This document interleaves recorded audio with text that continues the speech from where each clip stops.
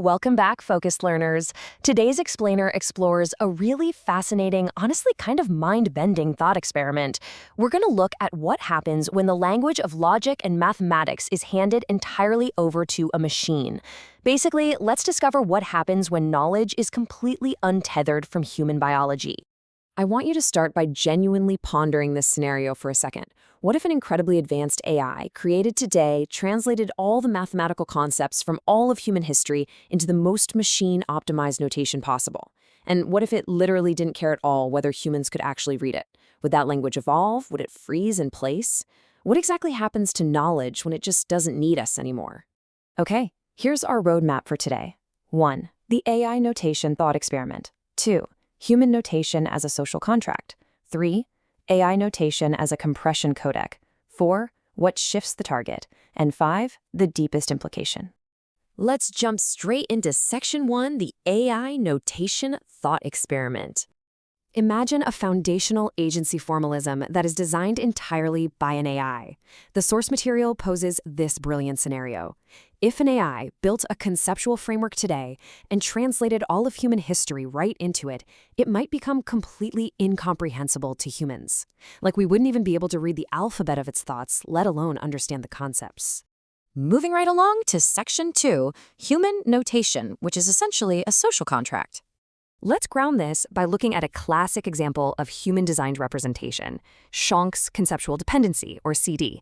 It uses these very specific primitives, things like A-trans for transferring an abstract relationship, or P-trans for physical transfer. Now, why does it use these? Well, because human brains absolutely require what we call chunking. We only have so much working memory, right? So we desperately need information grouped into recognizable, discrete, readable chunks just so we can actually process and understand what we're looking at. So the crucial takeaway here is that human notation is, at its core, a social contract. Our cognitive constraints dictate how our notation looks. Just think about human mathematical notation for a second. It has been shaped over centuries by our need to communicate across continents, to teach students in a classroom, to debate in academic circles, and to revise our work. I mean, the equal sign only means what it means because we as humans universally agreed that it does. Our notation is really a shared cultural artifact. Which brings us to Section 3, AI notation as a compression codec. Now enter AI notation, which functions pretty much exactly like a compression codec. An AI system doesn't need to chunk information for a classroom of undergrads. It optimizes for entirely different things. We're talking computational traversal efficiency, minimum ambiguity under a query, or getting the maximal expressiveness out of every single symbol. And the kicker? It operates without any decompression requirement, meaning it quite literally never has to translate its math back into a format that a human eyeball can actually read. It's just raw functional efficiency. And this brilliantly illustrates the core contrast. On one side, human notation is chunked, it's social, and it heavily relies on, really slow academic consensus. But on the other side, AI notation is this unreadable compression codec built purely for efficiency, and it's iterating at the blistering speed of gradient descent. It is just a completely different paradigm for holding knowledge. This whole idea brings us to the ultra-translator system. And here's the thing, this kind of unreadable notation isn't actually unprecedented. We're already seeing this in Spirit today. Look at compiler intermediate representations, neural network weight spaces, embedding geometries. These are all notations that are functionally incomprehensible to us right now, but they are incredibly powerful operationally. The AI is essentially building a closed loop of mathematics. I really want to pause on this exact quote from the source. Change happens at the speed of gradient descent, not the speed of academic consensus. Think about that. Without the social friction, without some legacy curriculum to protect, without a Fields Medal winner aggressively defending their specific formalism, an AI's open, generative mathematical notation would just evolve continuously. And fast. Let's look at Section 4. What shifts the target? So, you might be wondering, if it's so perfectly optimized, what would ever cause it to change? Well, the source outlines 3 specific drivers that shift that optimization target. First, new kinds of objects entering the system. If the universe it's trying to represent expands, it has to rebuild.